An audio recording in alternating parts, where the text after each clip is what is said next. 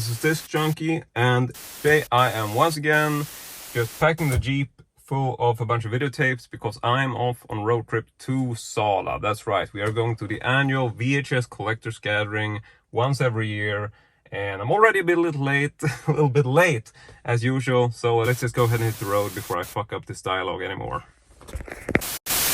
Welcome to my party, we're just getting started. A life is a dream or a nightmare scarring. Hand me a drink cause I think I'm going all in. Get me a shrink who can catch me when I'm falling. Cover up my scars, flip the handlebars. Crashing in my car, wake up in a bar.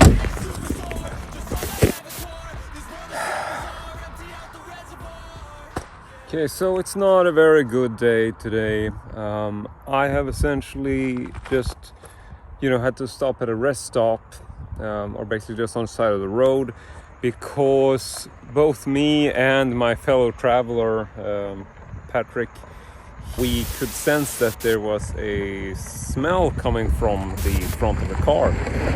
And so we stopped at the side of the road to check my tires, and then we realized that there was really burnt smell coming from like the brake part of the front tires, and we felt the wheels, and turns out that they were really hot on like the front right side. Now, just to add to this story is that I actually had my car in for a checkup the other day because I noticed that after changing to my summer tires just the other week, one of the back wheels was hot, like the actual hub was hot. And I took it into a mechanic, and they said that basically the brake pads, or parts that's holding the brake pad, had essentially rusted over time, and so when I had sort of pushed on the brakes, it had sort of stayed in that position, which means that it was sort of constantly braking, which is why the wheels were heating up. Now, they did temporarily fix that and said that I should sort of replace the brake pads as soon as possible. But I sort of asked them, well, can I drive the car, because I have this trip coming up.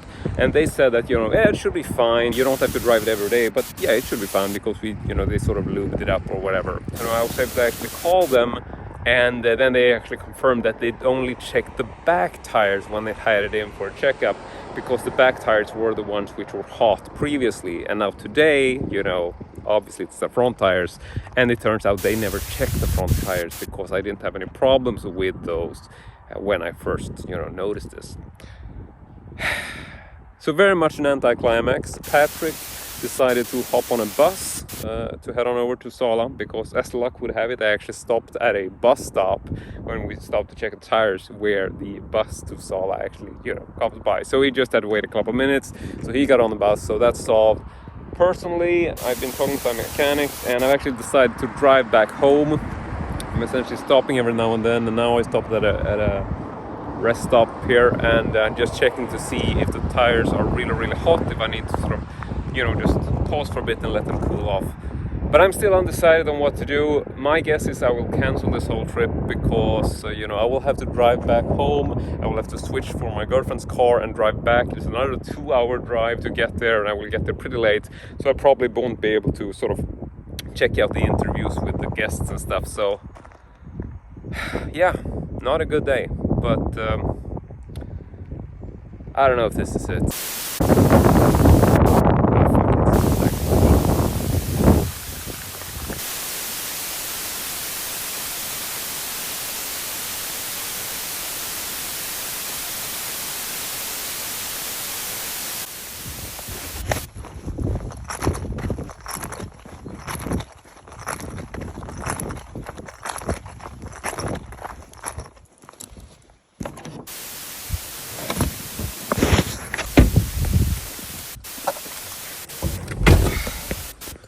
Okay, so I've driven for an hour, I am back home, and I am switching cars.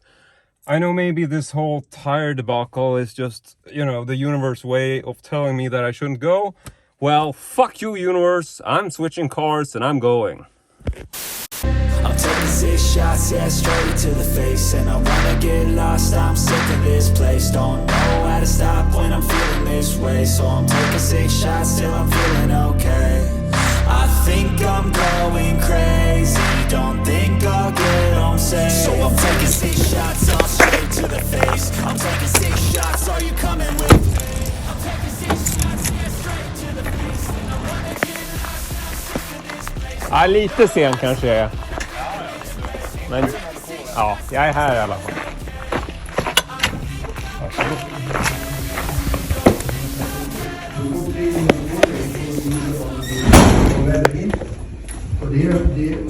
Så jobbade man aldrig i mitt hemland. Va? Det är därför jag emigrerade. Jag tyckte det var så jävla tråkigt i Tyskland. Det var så jävla inskränkt och fyrkantigt. Och så jag vill inte vara där. Och så tänkte jag, fast vi måste göra någonting som är lite extra hårt.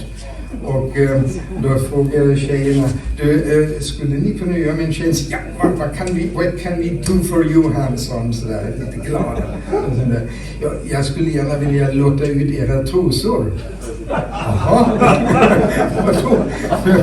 menar du det? Ja, jag menar det. Okej, såg lite tveksam ut. Wait a minute. Och så gick de i rummet bredvid, tog av sig trosorna och sen gav de mig en stupbrun påse som jag lottade ut. Och jag har aldrig fått så mycket brev i hela mitt liv. Alltså läsarbrev. Alla ville ha de här trosorna. Men hörni, ett jättestort tack till Hans.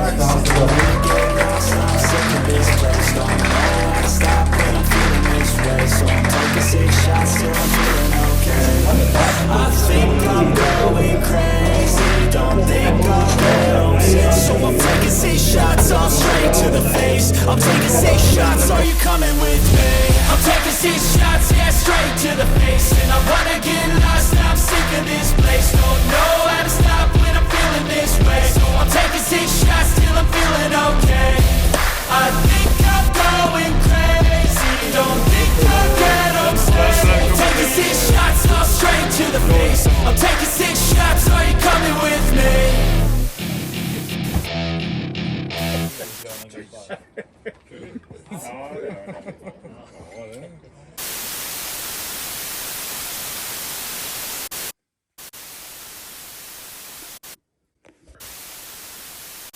Alright, so I'm back. It's a brand new day. It's Sunday today. And wow. What a trip. To recap, yesterday was very, very tough on me. I originally set off on my trip at 11 o'clock, just before lunch. I was supposed to get to Uppsala to pick up Patrick at around 12, and then we were gonna have another hour to drive to Sala, so we would arrive there roughly at 1300 hours. When I got just past Uppsala and I had picked up Patrick, we noticed the problem with the tires. He hopped on a bus and I was left with the conundrum of whether or not I should drive back another hour, switch cars, and I wasn't even sure if I could drive back because, based on, if I could drive the car or not. But after some trial and error, I realized that I probably could drive the car, and I also got out of the car and I was banging on the actual holders of the braking pads, because this was a tip I got from the mechanic that, if I banged on them using like tire iron or something, they might be, juggled loose a bit, which would mean that they're not constantly braking, and then the tires wouldn't heat up. But even if I was able to do this, I didn't want to jeopardize driving all the way to Sala another hour and just risk getting stranded somewhere. But I did attempt to actually go back home, so I was banging on the braking pads, and I think I actually was able to loosen the pads because when I drove back I sort of stopped every now and then to check the tires, but they didn't actually heat up again, so I was able to drive the entire hour back. It took a little bit longer, seeing as I had to stop every now and then. But so then I got home roughly at about, I don't know, like 14:30 or something. No, I think it was closer to 15, so like 3 o'clock in the afternoon. So I wasn't really sure about, whether I was going to go or not. But, after just sending some messages to like the organizer, Ronnie, who was, fixing this in Sala, does it every year, just a great guy. Just texting him, just saying like, sorry, I can't go. And he was like, sorry to hear that, bro. Such a bummer. But you would really be happy if I came. Thought it would be cool because obviously missed there. So after a while I just figured, what the hell, I'm just gonna drive. So as you saw in the video, I switched cars. I drove all the way back past Uppsala, all the way to Sala, doing like maybe not always the speeding limit, but yeah, so I end up at Sala around 17:30, so that's 5:30 in the afternoon. So I'm basically like 4 or 4.5 hours later than I was originally going to be. I was going to arrive there at 1300. I got there at 17:30, and the interviews had already started, but I only missed like I think 20 or 25 minutes of the interview. So I'm actually walking in literally into the interview. So I got to see most of the interview. It actually went on for quite a while because Hans Hartvig, who was the guest this year, is actually quite a talker. So that was a positive because it actually meant that there was quite a bit of the interview left when I got there. So it's a really, really entertaining and interesting interview.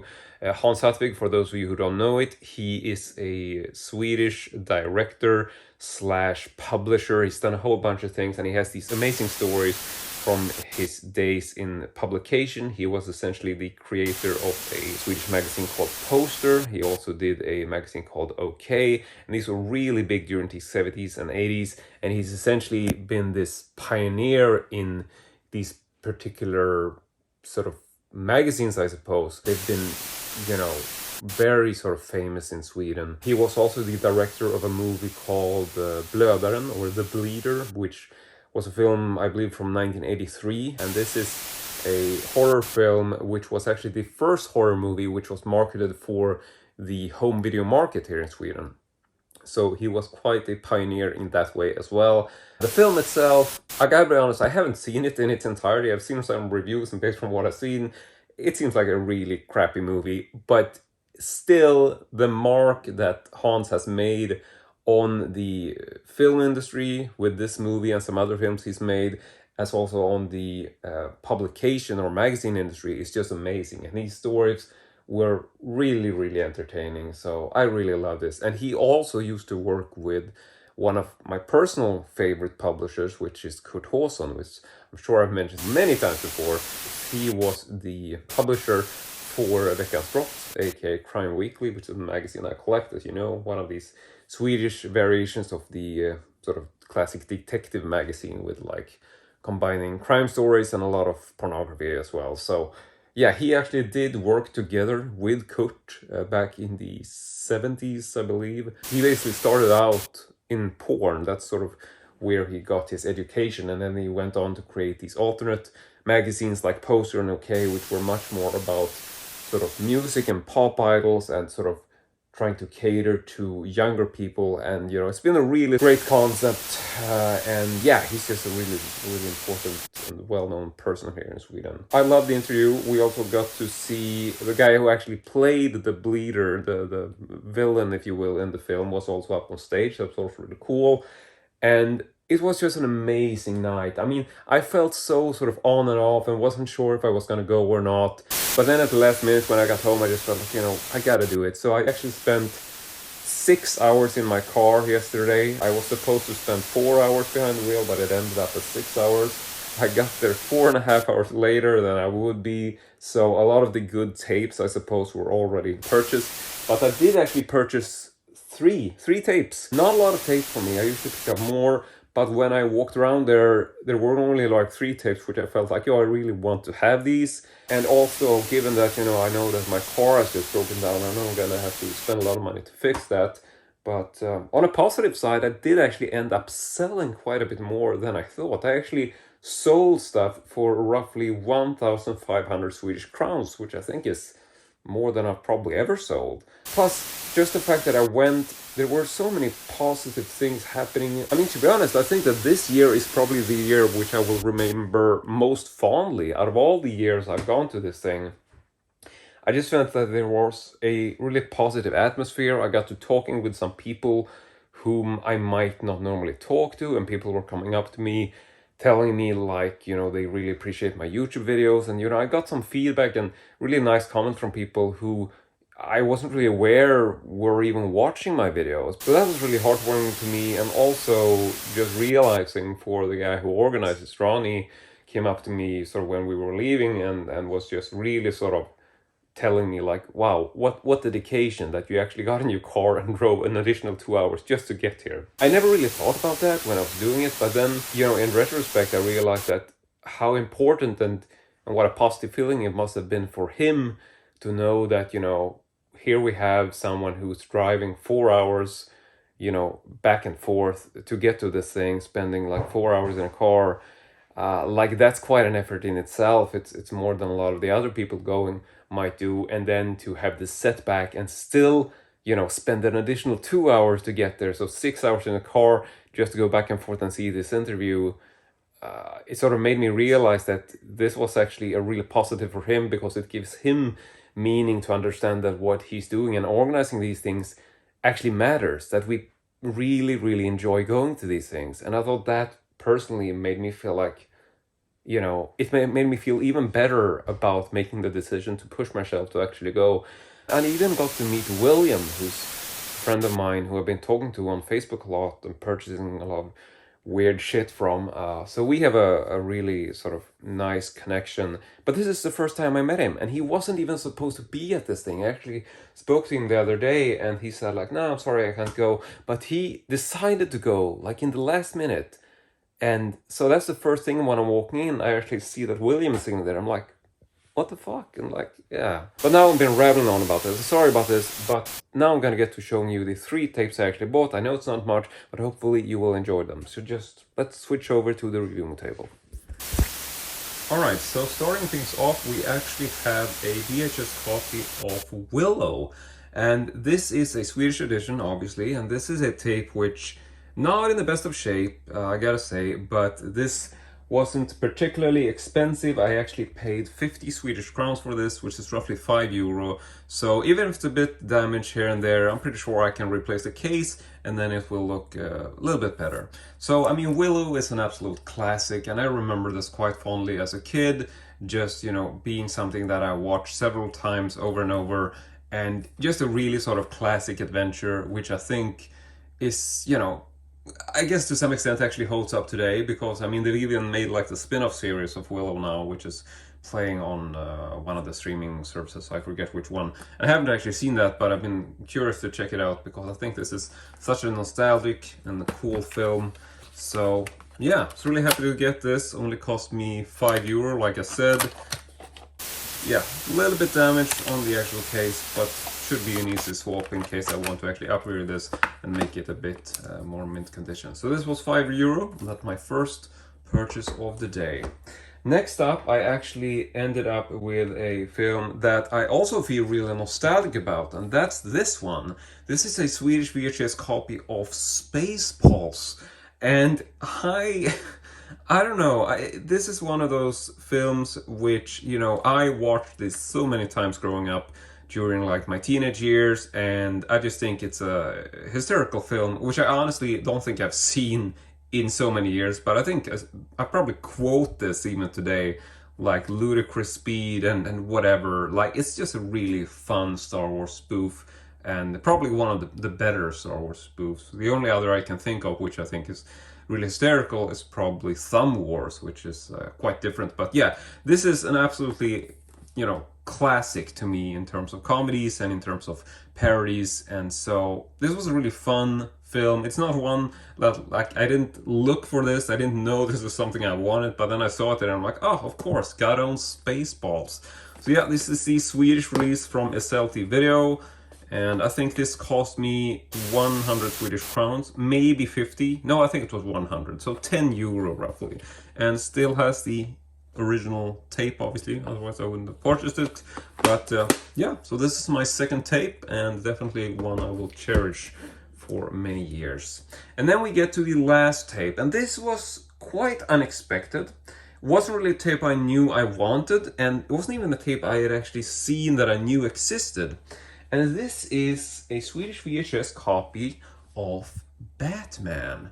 And when I saw this, I was like, this feels like it shouldn't really exist. Like, to me, I was sort of surprised because I don't think I've ever seen Batman in a big clamshell, like one of these classic rental clams. And this is actually a Warner home video release. And I guess my initial thought was just that, how old is the Batman movie? I was thinking, is this an 80s movie or 90s movie? Why is this in a big rental clam? It felt old, but it felt like it shouldn't be old because, I don't know, I was just really confused when I saw this. But this is a film which is obviously with Nicholson and Keaton, and you all know this is directed by Tim Burton. He did the follow-up, Batman Returns, and it's just an absolute classic, which I'm so sure is nostalgic for a lot of people, but equally to me. And here we got the spine, and we got the back, but I quite enjoyed this because I think that this has such a sort of stylized cover, which I was really surprised about. And overall, I just felt like, you know, this is one of those films which I don't think I've ever seen a rental copy of. I wasn't even sure that this existed. So yeah, this is really cool. And now you might hear some horses in the back, but that's just what it is. I can't really do anything about that. So in any case, this is my third and final tape. Really happy that I got this. Surprising find for 100 Swedish crowns. Not sure if this is worth the money. Maybe it's not. Turns out, you know, I was sort of looking into it, realized that this is actually a film from 1989, so it is an 80s movie, but I think that this copy is actually released in 1990. So it's definitely one of those tapes which looks a bit more modern, but is still, like, to me, still has this classic sort of old school Warner logo, and still feels like, you know, one of those tapes which is, you know, it's on the edge of being too modern, that it's not really collectible, but to me this is definitely a cool find, and still on that page where it could be considered collectible, because it's more towards the 80s than it is towards the 90s, and it still has this sort of classic black clamshell. Just a really nicely designed edition, I think. So this is essentially all of the tapes I got this year, and I know this isn't much. I didn't spend a lot of money. I mean, this is basically, what was it I said? I think it's 100, 200, 250 Swedish crowns spent. So that's roughly 25 euro, which, I mean, honestly, I tend to spend so much more at these things. Usually I might even, you know, spend like 1,000 Swedish crowns or something. This year I just spent this because these were the only 3 movies which I felt like these are films I actually really want to own on videotape. And there were obviously a lot of cool stuff there which I would have liked to own, but most of it was just too expensive, and I felt like these were the only tapes that really caught my attention. So I decided to just, you know, leave it at that, just saying like, you know, I don't really need those many tapes, and I don't really need to spend an excessive amount of money on other tapes which look cool, but I don't really need them. So this is all it is, and I'm really happy with these 3 finds, and I'm also really happy that I was able to sell so much. I could actually fund these purchases with, you know, the vintage erotica and videotapes and stuff that I sold, and I've even got some money over, you know, given with all the sort of costs of driving and whatever. So yeah, I guess I'll spend that money on fixing my car, and probably even more money, but it's something. So without further ado, let's just go ahead and wrap up this video, because I am just really exhausted today, and it's been a weird, fucking bizarre trip, but I'm so happy with everything that's happened yesterday, and it was so much fun. I'm so glad that I went. So I want to say thank you very much for watching. I really hope you enjoyed this video, and a special thank you to everyone who was at the VHS Collectors Gathering. You guys rock. And a special thank you to Ronnie for organizing the whole thing every year. It really means a lot to all of us visitors. So thank you for now. Hope you enjoyed it. See you all next time.